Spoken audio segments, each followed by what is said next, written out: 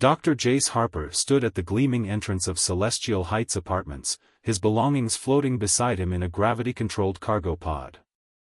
The station's artificial sun cast rainbow-like refractions through the crystalline architecture, a testament to the advanced engineering of Helios 9. After 6 months of paperwork and background checks, he'd finally secured housing in the station's most prestigious mixed-species residential complex. The doors whispered open, revealing a tall, willowy figure with iridescent scales that shifted between deep purple and midnight blue. Her 4 eyes, arranged in a diamond pattern, blinked in synchronized curiosity. "Welcome to Celestial Heights. I am Nixis Phthara, property manager and cultural liaison," she said, her universal translator giving her voice a melodic quality. "You must be our first human resident." Jace nodded, trying not to stare at the way her scales rippled with each movement. "Dr. Jace Harper, xenobiologist. Thank you for accepting my application." "Of course. We pride ourselves on diversity." Nixis gestured with one of her 4 arms, leading him toward the elevator. "Though I must admit, your species documentation was fascinating reading." The elevator, a transparent tube running along the building's exterior, offered a breathtaking view of the station's sprawling architecture. Jace found himself more focused on Nixis's reflection, watching how her bioluminescent markings pulsed gently in the artificial twilight. "Your apartment is on level 42, the quieter section we reserve for scientific professionals," Nixis explained. "The gravity can be adjusted to Earth standard, and the atmospheric mix has been calibrated to your physiology." The apartment exceeded Jace's expectations. Floor-to-ceiling windows showcased the station's stunning cityscape, while the interior featured a perfect blend of human comfort and alien aesthetics. "The hygiene chamber has been modified for human needs," Nixis said, leading him to what humans would call a bathroom. "Though I must confess, some of your biological requirements were quite perplexing." "How so?" Jace asked, setting his cargo pod down. "Well, for instance, your species' need for regular water immersion." "Most fascinating. We installed what your specifications called a shower, though the engineering team debated extensively about the purpose of such deliberate water waste." Jace chuckled. "It's for cleaning and relaxation. Pretty basic stuff for humans." "Ah, yes. Your species does seem to have many unique maintenance requirements." Nixis's upper eyes narrowed in what Jace would later learn was their equivalent of a smile. "Please, feel free to use it now if needed. I'll prepare the welcome documentation." Grateful for the suggestion, Jace grabbed his toiletries and stepped into the bathroom. The shower was surprisingly Earth-like, though the controls featured helpful holographic instructions in multiple languages. He stripped off his travel-worn clothes and stepped under the warm spray, sighing in relief. He was just working shampoo into his hair when a startled gasp made him spin around. Nixis stood in the doorway, all 4 eyes wide with alarm. "By the celestial convergence," she exclaimed. "Dr. Harper, there appears to be some sort of appendage between your lower limbs. Is it a parasite? Should I call medical services?" Jace yelped, scrambling to cover himself with his hands. "What? No. That's a normal part of human anatomy." Nixis leaned forward, her head tilting at an angle that would have been impossible for a human neck. "Truly? But it appears to be autonomous. It moved when you saw me. Please, could we have this conversation when I'm dressed?" Jace's face burned hot enough to rival the station's fusion reactors. "Oh. Oh my." Nixis's scales flickered rapidly between purple and pink. The documentation mentioned something called privacy regarding maintenance routines. "I apologize for my cultural insensitivity." She backed out quickly, the door sliding shut behind her. Jace leaned against the shower wall, wondering if it was too late to request a transfer to a different station. Preferably one in another galaxy. When he finally emerged, fully dressed and still slightly mortified, he found Nixis consulting a holographic display with intense concentration. "Dr. Harper, I've been reviewing the xenobiology databases, but they seem surprisingly vague about human reproductive anatomy. Would you be willing to provide more detailed information? Purely for administrative purposes, of course." Jace sank into the closest chair, realizing this was just the beginning of what promised to be a very interesting housing arrangement. "Maybe we should start with a discussion about human privacy customs first?" Nixis's scales shifted to a curious shade of green. "Privacy? Ah, yes. The documentation mentioned this concept, though I confess I found it rather puzzling. Is it related to the autonomous appendage?" "It's called a penis," Jay said, immediately wondering if he should have led with that. "And yes, humans generally prefer to keep certain body parts private." "Fascinating. Is it some sort of defensive mechanism? A storage organ perhaps?" Nixis pulled up a new holographic form. "Should I update our emergency protocols?" Jace buried his face in his hands, wondering how he was going to explain human reproduction without causing an interstellar incident. "It's for reproduction. Can we maybe discuss this over dinner? With clothes on?" News traveled fast on Helios 9, especially when it involved the station's first human resident.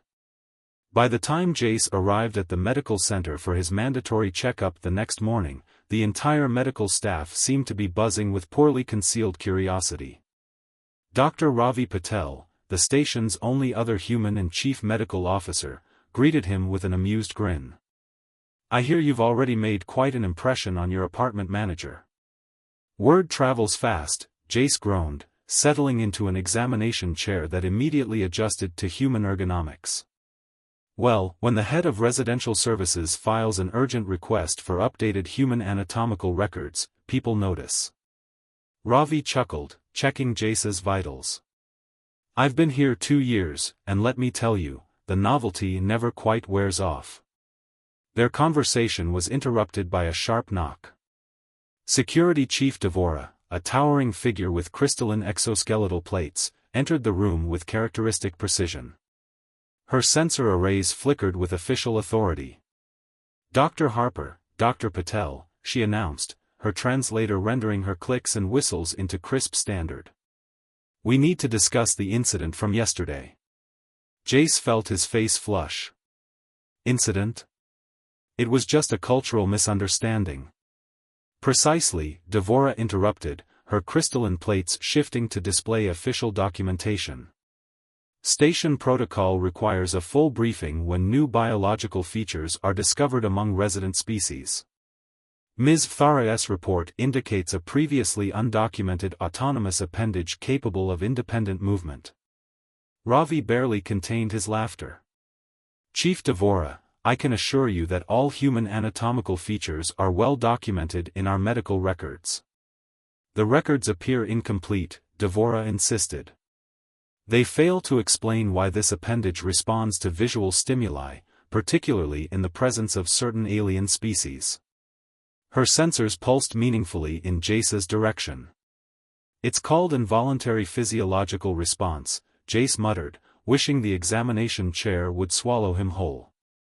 "Completely normal human biology." "Normal?" A new voice chimed in. Nixis stood in the doorway, her scales now a scholarly shade of blue. "Then perhaps you wouldn't mind participating in an educational seminar? Several resident species have expressed concerns about potential defensive capabilities." "Defensive capabilities?" Jace squeaked. "Well, yes." Nixis consulted her datapad. "Given its apparent ability to change size and orientation, some residents worry it might be a concealed weapon. The Galatians are particularly concerned, given their past experiences with shape-shifting assassins." Ravi lost his professional composure entirely, doubling over with laughter. "I assure you, it's not a weapon. Though some humans might argue otherwise." "Doctor."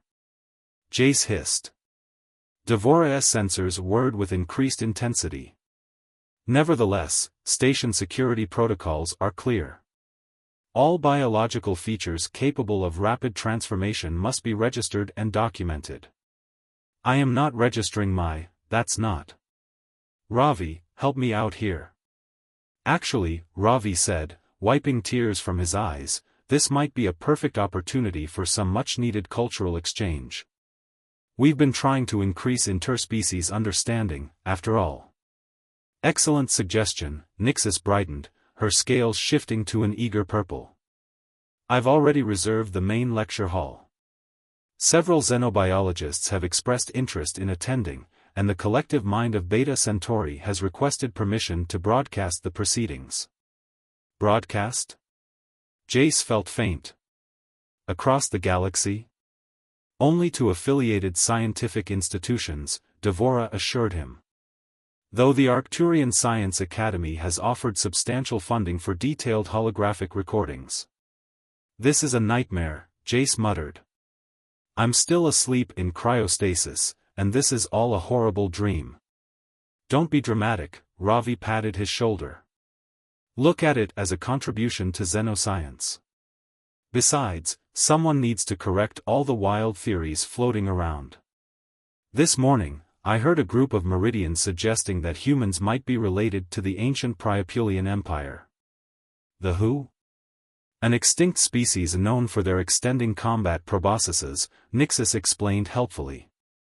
Though I did point out that your appendage seems far too small to be an effective weapon. Jace buried his face in his hands. Thank you, Nixis. That's very kind of you to clarify. Of course.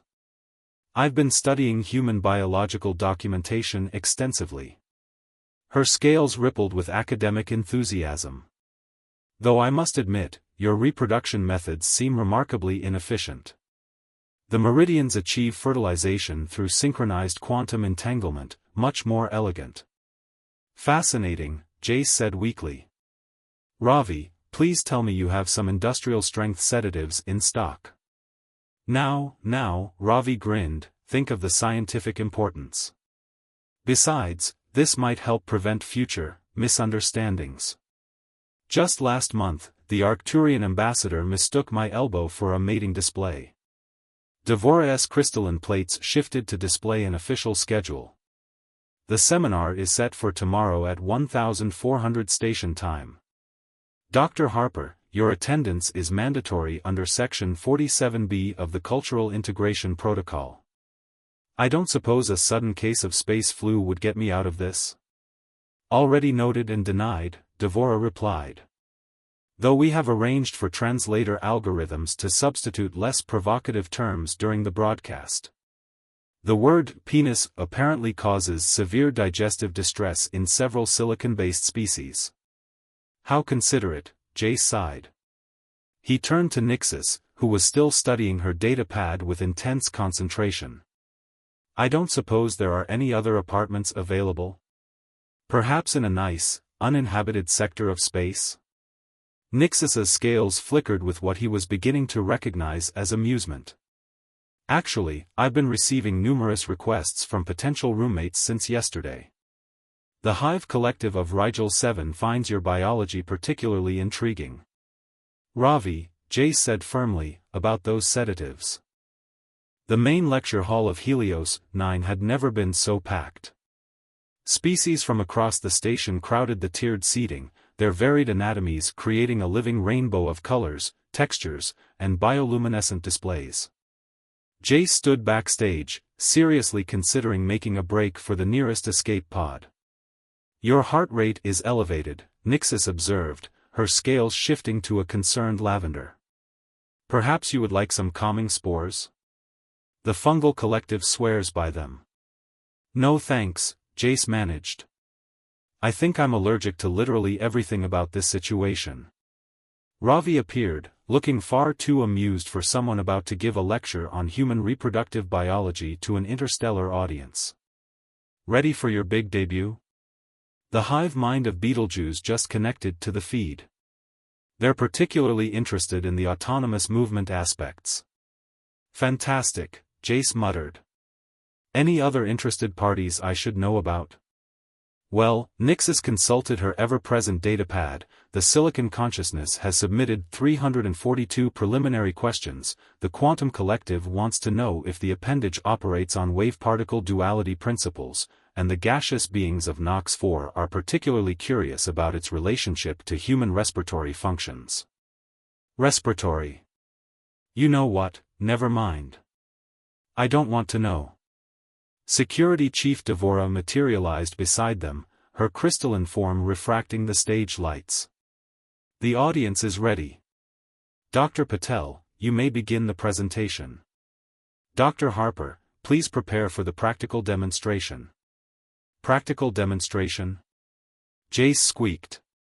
Nobody said anything about holographic only, Devora assured him. Though the ethereal entities did request a fourth-dimensional projection.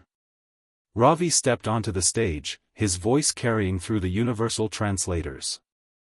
Welcome, esteemed colleagues, to this special seminar on human biological features. Today, we'll be discussing a particularly interesting aspect of human anatomy that has recently generated significant scientific interest. A massive hologram appeared above the stage, showing a detailed anatomical diagram. Several audience members emitted various signs of surprise, from color changes to electromagnetic pulses.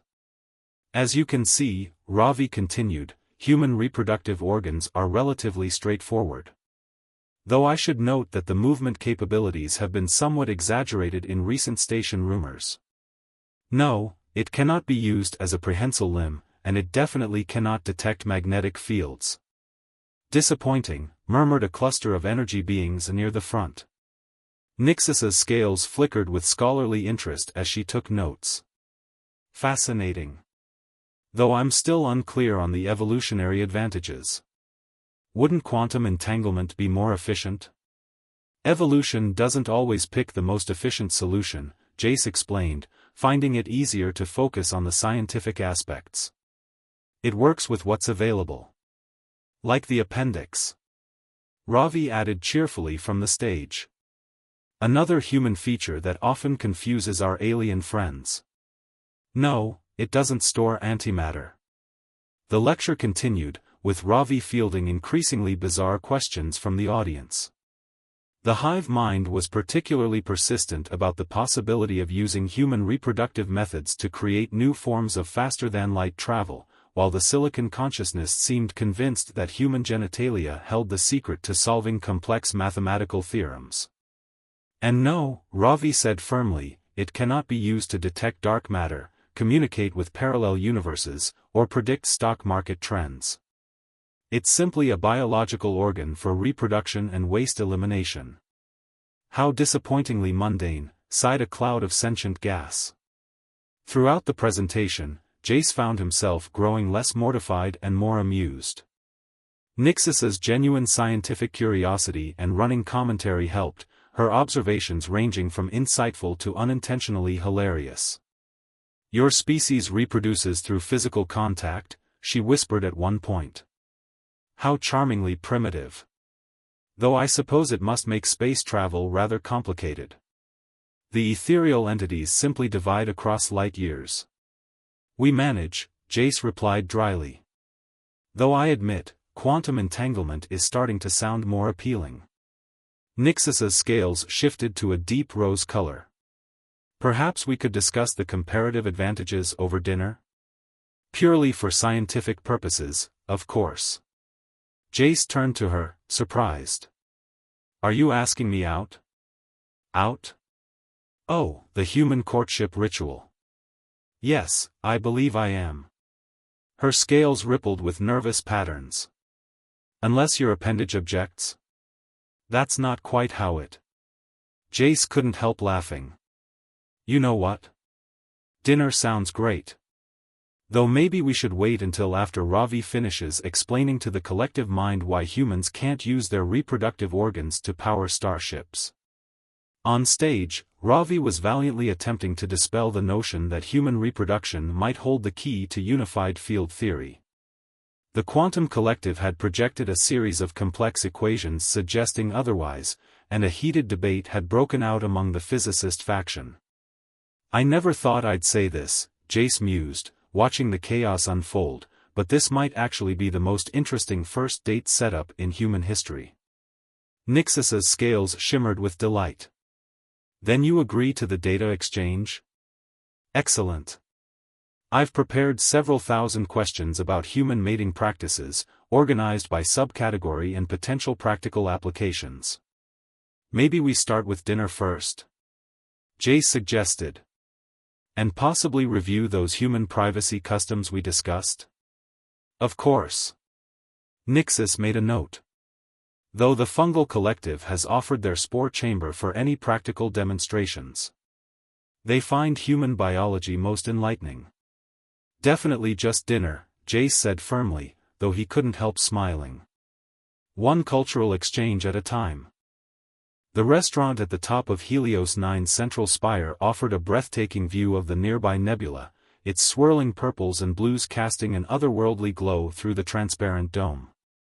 Jace adjusted his collar nervously, watching the various species enjoying their evening meals through an array of different consumption methods.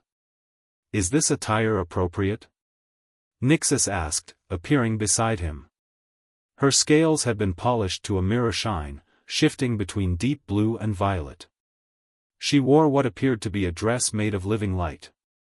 "The dating protocols I downloaded were somewhat unclear about human preferences." "You look beautiful," Jace said honestly, then watched in fascination as her scales rippled with what he now recognized as pleasure. "The quantum collective suggested I attempt binary code patterns," she admitted, "but I thought that might be trying too hard." They were led to a table designed to accommodate multiple species, the chairs automatically adjusting to their respective physiologies. A holographic menu materialized between them, displaying dishes safe for their respective biologies. "I took the liberty of having the kitchen prepare some Earth dishes," Nixus said. Dr. Patel provided recipes, though the chef was quite confused about the concept of cooking molecules instead of simply rearranging them quantum mechanically. Their conversation was interrupted by a commotion at the entrance. A delegation of Arcturian scientists had arrived, their crystalline forms prismatic under the nebula's light. They spotted Jace and immediately began emitting excited frequencies. "Oh no," Jace muttered as the group approached their table. "I thought the lecture was supposed to handle all the questions." "Esteemed human Harper." The lead Arcturian's translator chimed. "We've been analyzing the seminar data and have developed several new theories about your reproductive capabilities." "Actually, we're in the middle of," Jace began. "Consider." Another Arcturian projected a complex hologram above their table, replacing the menu.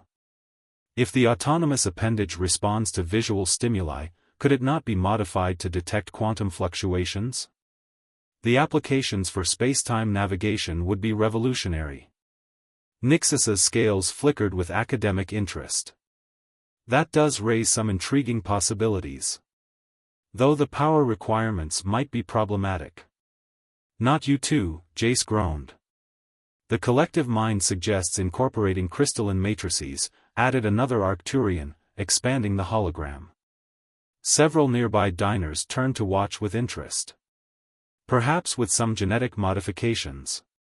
"Nobody is modifying anything," Jace said firmly. "Especially not that. But think of the scientific advancement." The first Arcturian insisted.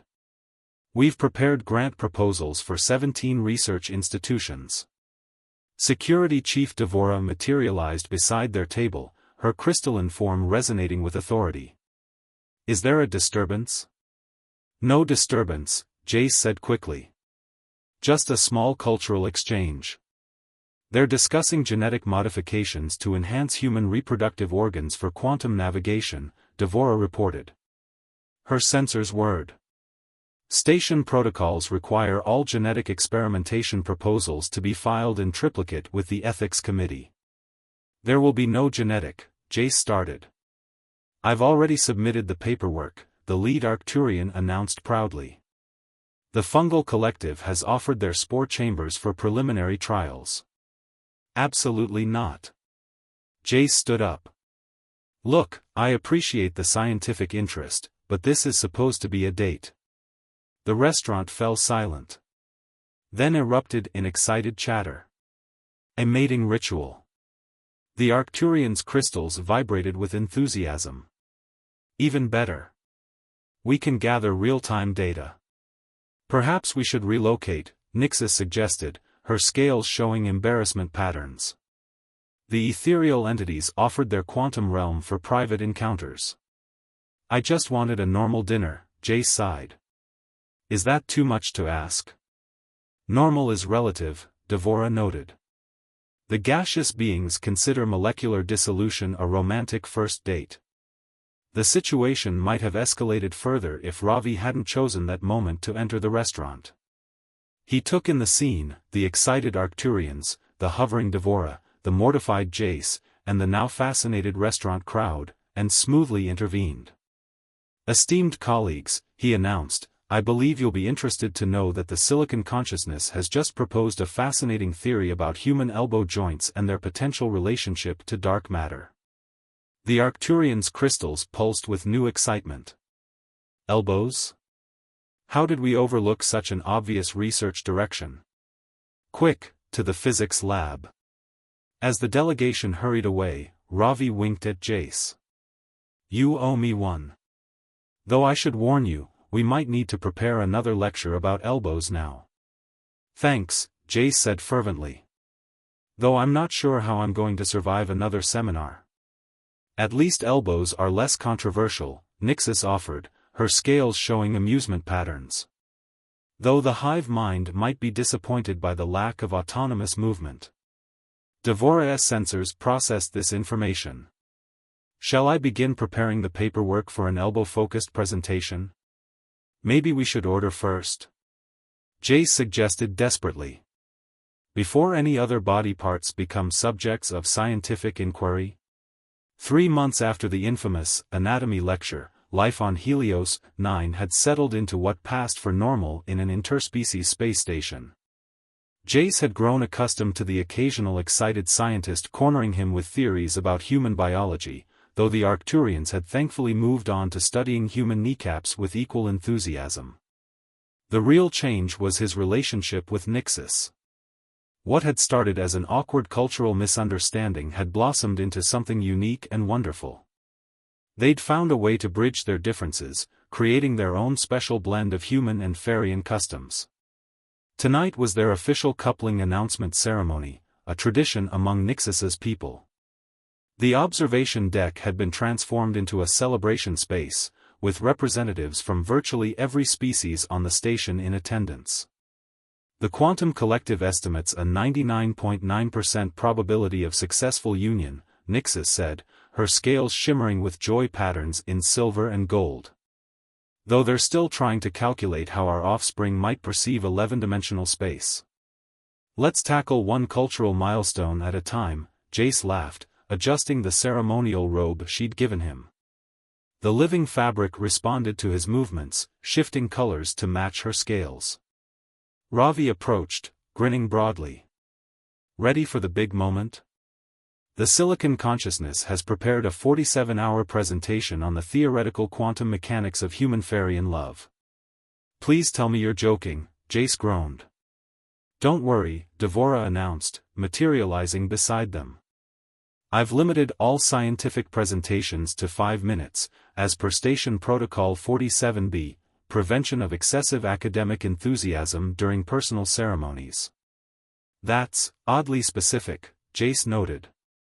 It was added last week. Devora's crystals shifted in what might have been amusement. After the Fungal Collective attempted a 3-week symposium on the metaphysical implications of human hand-holding. The ceremony began with traditional Farian color harmonies, Nixis's scales creating complex patterns that the assembled guests attempted to match or appreciate according to their physical capabilities. The gaseous beings interpreted it through molecular density variations, while the crystalline species responded with prismatic light shows. When it came time for the human tradition of vows, Jace had prepared something special. He'd spent weeks learning to modulate his bioelectric field with help from the Silicon Consciousness, allowing him to create simple patterns that Nixis could feel through her scales. In every universe, across all quantum possibilities, he said, generating a gentle pulse of energy that made her scales ripple with delight, I choose you. Even though I violated human privacy customs regarding autonomous appendages? Nixis asked, her scales flickering with mischievous patterns. Especially because of that, Jace laughed. Though maybe we can keep future biological discussions between us? The hive mind will be disappointed, she teased. They've prepared several thousand new theories about human reproductive capabilities. Speaking of which, Ravi interrupted, the Arcturians have requested permission to name their new quantum navigation theory after you. Something about revolutionary applications of human biological principles? Absolutely not, Jace said firmly. Too late, Devora reported, her sensors whirring. The paperwork was filed this morning. Congratulations on becoming part of official scientific nomenclature. The assembled scientists brightened visibly, several holographic displays materializing with complex equations. The quantum collective began excitedly calculating probability matrices for the ceremony's success rate across multiple dimensions. Perhaps we should proceed to the binding ritual? Nixis suggested, noting Jace's expression. Before someone proposes another research project? The ritual itself was beautiful in its simplicity. They stood together as the nebula's light painted everything in cosmic colors. Representatives from each species contributed their own cultural elements, the ethereal entities created quantum harmony patterns, the fungal collective released celebratory spores, carefully filtered for human safety, and the silicon consciousness calculated their compatibility across 17 dimensions, all positive, much to their delight. By the power vested in me by Station Regulation 394-C, subsection, Interspecies Union Protocols, Devora announced, her crystalline form refracting the nebula's light, I now pronounce you officially paired. You may engage in culturally appropriate displays of affection. Jace pulled Nixis close, their personal energy fields harmonizing in ways that made her scales dance with joy patterns. The assembled guests erupted in various forms of celebration, from light shows to gravitational fluctuations. I love you, he whispered, autonomous appendages and all. And I love your fascinating human biology, she replied, her scales creating complex patterns of devotion. Even if it can't actually navigate quantum spacetime. Though the Arcturians are still working on that theory, Ravi added helpfully. As they looked out at the nebula together, surrounded by the joyful chaos of multiple species celebrating in their own unique ways, Jace realized that what had started as an embarrassing cultural misunderstanding had led to something extraordinary. Here on Helios 9, among the stars and strange beings from across the galaxy, he'd found not just love but a whole new understanding of what it meant to be human. Ready for our honeymoon in the quantum realm? Nixis asked, her scales twinkling with excitement.